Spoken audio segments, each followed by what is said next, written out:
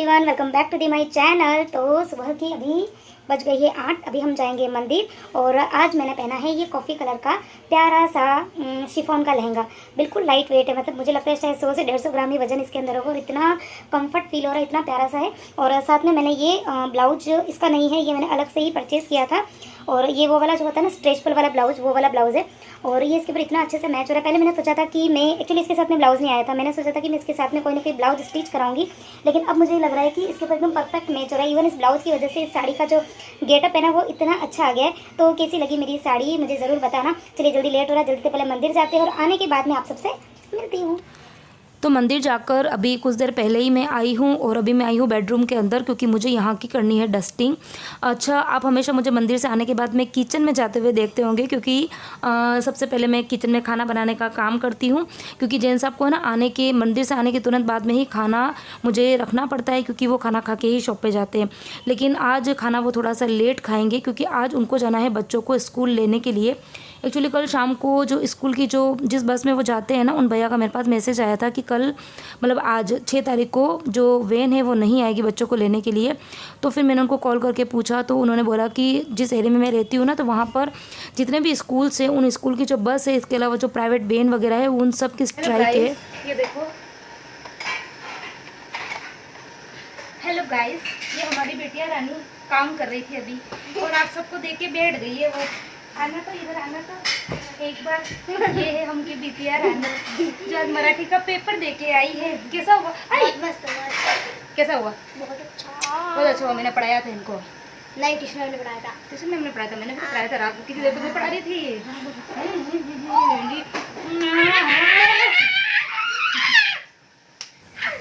तो मेरी सारी थकान तो ये सुनकर ही उड़ गई थी, मतलब सारी थकान है ना वो ख़त्म हो गई थी।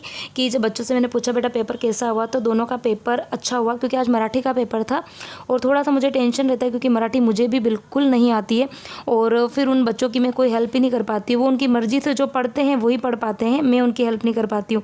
और इधर ही देखो, पूरे ही बेडरूम की मैंने क्लीनिंग भी कर दी थी और नई वाली बेडशीट बिछाई थी ना। तो जैसे ही नई बेडशीट बिछती है ना, तो उसके बाद तो सही में मेरा भी मन होता है कि काम वाम छोड़ के और मैं मस्त सो जाऊँ। लेकिन मेरा तो खैर काम पड़ा हुआ था, लेकिन दोनों बच्चे रुके नहीं और दोनों बच्चे जाके सो गए। और बस अभी मैंने सिर्फ एक ही रूम की डस्टिंग करी है और अब मैं आई हूँ किचन के अंदर, थोड़ी बहुत खाने की तैयारी कर लेती हूँ। तो आज मैं आपके साथ में 3 रेसिपीज़ शेयर करने वाली हूँ, तो वीडियो को देखना ज़रूर, मज़ा आने वाला है। सिंपल सी रेसिपी है, लेकिन हाँ थोड़ी अलग है, थोड़ी अलग तरीके से मैं बनाऊँगी, आपको पसंद आएगी। तो लेकिन हाँ, सबसे पहले मैं मम्मी जी के लिए मैंने दूध बना के रखा हुआ था, तो मैं पहले उनको छान के दे दूँगी। बाबूजी मंदिर गए थे, उसके पहले ही उन्होंने पी लिया था, हम सब ने चाय भी पी ली थी। मम्मी जी ने आज दूध, एक्चुअली चतुर्दशी है ना, तो वो मंदिर से आके ही पीते हैं, तो अभी मैंने उनको दूध गर्म करके दिया है। और अभी मैं सबसे पहली जो रेसिपी बनाऊँगी वो है छोले की रेसिपी। कुछ दिन पहले मेरे पास में एक्चुअली मैसेज आया था कि दीदी आप छोले और भटूरे की रेसिपी शेयर कीजिए। तो भटूरे तो आज मैं नहीं बनाऊंगी, क्योंकि किसी का भी आज ऑयली खाने का मन नहीं था। मेरी इच्छा तो थी, प्लानिंग थी कि आज मैं छोले भटूरे बनाऊं, लेकिन फिर मैंने सबको पूछा तो सबने ना बोल दिया। तो मैं छोले के साथ में रोटी ही बनाऊंगी। लेकिन हाँ, छोले थोड़े से अलग तरीके से बनने वाले हैं, क्योंकि आज इसके अंदर मैं कोई भी बाहर का मसाला यूज़ में नहीं लेने वाली हूँ। घर के अंदर जो सामान है उन्हीं चीज़ों से मैं बनाऊँगी। तो सबसे पहले छोले जो है वो मैंने मॉर्निंग में गई थी मंदिर, उसके पहले ही मैं बॉईल करके चली गई थी और अभी बस जल्दी से तड़का तैयार कर देंगे। तो 2 बड़े साइज़ के टमाटर की मैंने एकदम फाइन सी प्यूरी बना दी थी और उसके बाद में कढ़ाई के अंदर तेल डाला, थोड़ा सा हींग डाला, राई डाला, ज़ीरा डाला, 2 दालचीनी के स्टिक्स डाले थे, सिनेमन स्टिक्स भी बोलते हैं, और 1 मैंने डाला था तेज पत्ता। और बस उसके बाद में जो मैंने प्योरी बनाई थी टमाटर की वो डाल दी। अच्छा, उसके पहले मैंने 3 हरी मिर्ची को लंबी लंबी स्लाइस में कट करके वो भी डाला था, क्योंकि वो काफ़ी अच्छी लगती है छोले के अंदर। और उसके बाद में जब टमाटर की प्यूरी जैसे ही डाली, तो उसके बाद में मैंने उसमें लाल मिर्ची का पाउडर, हल्दी पाउडर, थोड़ा सा नमक, ये चीज़ें डाल दी। और उसके बाद में जिस सेम जो मिक्सर का ग्राइंडर था उसी के अंदर पानी डालकर थोड़ा सा पानी वो भी मैंने ऐड कर दिया।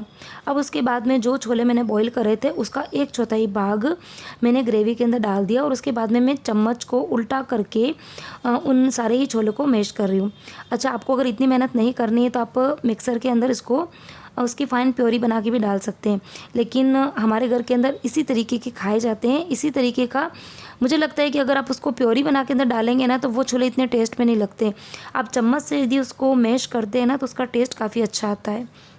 और बस उसके बाद में मैंने इसके अंदर थोड़ी सी शुगर भी डाली थी ताकि टमाटर की जो खटाई है ना वो अच्छे से बैलेंस हो जाए। और मॉर्निंग में जब मैं छोलों को बॉईल करके गई थी ना तो उसका जो मैंने एक्स्ट्रा पानी निकला था वो पानी भी मैंने इसके अंदर ऐड कर दिया, तो इससे भी काफ़ी अच्छा टेस्ट आता है। और उसके बाद में मैंने अंदर डाल दिए छोले। तो अब मैं 5 से 10 मिनट तक उसको बॉईल होने दूँगी ताकि सारे के सारे मसाले छोले के अंदर मिक्स हो जाए। अच्छा, अब नेक्स्ट रेसिपी मैं बना रही हूँ हरी मिर्ची और इमली की चटनी। तो हरी मिर्ची और इमली, मतलब हरी मिर्ची मैंने कम से कम 10 से 15 हरी मिर्ची ली थी और उसके अंदर छोटे छोटे से 2 टुकड़े इमली के डाल के मैंने पीस लिए हैं। तड़का उसका आगे मैं तैयार करूँगी। अभी मैं आपके साथ में थर्ड रेसिपी शेयर कर रही हूँ। तो उसके लिए मैंने 1 कटोरी चावल, मॉर्निंग में गई थी जब मैं भिगो के गई थी, और आने के बाद में मैंने कुकर में डाल के उसको अच्छे से बॉईल कर लिया है। एकदम मेशी मेशी सा बॉईल करना है। उसके बाद में एक बड़े से बाउल के अंदर मैंने 1 कटोरी लिया है खट्टा सा दही, और उसके अंदर 2 चम्मच डाला है मक्की का आटा। और उसके बाद में मैंने थोड़ा सा पानी डाल के उसको अच्छे से हिला देंगे ताकि आटे के और दही के लम्स अंदर ना रहे। और बहुत ही अच्छी रेसिपी हमारे राजस्थान की तो खैर फेमस है। नाम मैं आपको थोड़ी देर में बताती हूँ ताकि थोड़ा सस्पेंस रहेगा ना, तो आपको देखने में मज़ा आएगा। अच्छा, अगर आपको इस बीच में नाम यदि पता है कि यदि आप भी बनाते हो तो मुझे कमेंट करके ज़रूर बता देना। और बस उसके बाद में थोड़ा सा पानी डाल के मैंने उसको अच्छे से पतला पतला सा बैटर बना दिया है। और अब इस मिक्सचर को मैं डाल दूँगी चावल के अंदर, ठीक है। और ये सारी की सारी प्रोसेस जो है वो आपको कुकर को गैस पे रखने के बाद नहीं करनी है, कुकर को नीचे रख के ही करनी है। गैस पे भी रख सकते लेकिन गैस बंद होना चाहिए, ठीक है।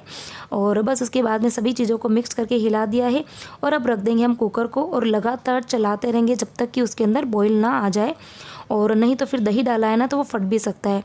अच्छा, मैंने मक्की के आटे का यूज़ किया है, इसकी जगह पर आप गेहूं के आटे का यूज़ भी कर सकते हैं। मेरे पास में मक्की का आटा था और उसका टेस्ट भी काफ़ी अच्छा आता है, तो इसके लिए मैंने मक्की का आटा ही डाल दिया है। और बस अब देखिए अच्छे से बॉईल आ गया है। तो अब मैंने इसके अंदर डाला है नमक। तो नमक आपको बॉईल आने के बाद में ही डालना है, ठीक है। अच्छा, अब मैं नाम बता देती हूँ। तो ये है चावल की राब, हमारे यहाँ पे इसको राब बोलते हैं। चावल की भी बनती है, मक्की की भी बनती है। मक्की के जो छोटे छोटे से टुकड़े होते हैं ना उसकी भी बनाई जाती है और गेहूँ की भी बनाई जाती है।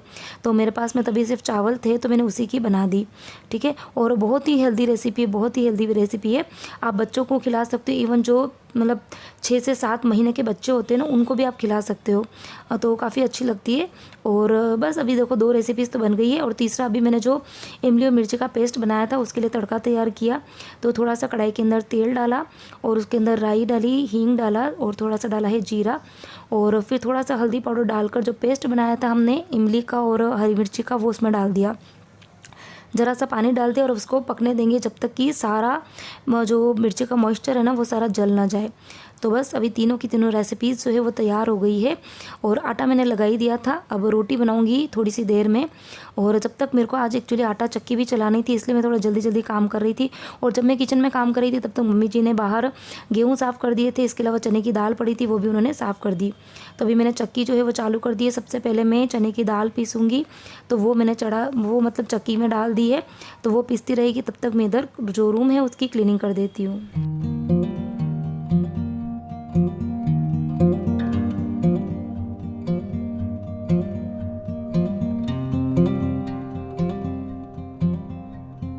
और काम भी चलते जा रहे हैं, साथ में सास बहू की बातें भी चलती जा रही है।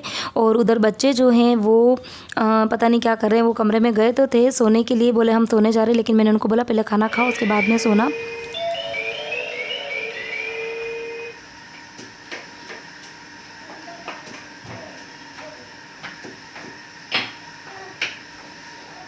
और ये वीडियो क्लिप थोड़ी सी जंबल हो गई है। एक्चुअली ये पहले की क्लिप थी जब बच्चे स्कूल से आए थे, लेकिन ये बाद में पता नहीं इधर उधर हो गई, थोड़ा सा कन्फ्यूज़न क्रिएट हो गया था। तो आप ये मत सोचना कि अभी तो आपके बच्चे सोने के लिए गए थे और अभी आए हैं। ये कुछ देर पहले की थी एक्चुअली, जब जैन साहब बच्चों को स्कूल से लेकर आए थे और तब तक मैं थोड़े बहुत काम कर रही थी, तब तक बच्चे भी स्कूल से आ गए थे।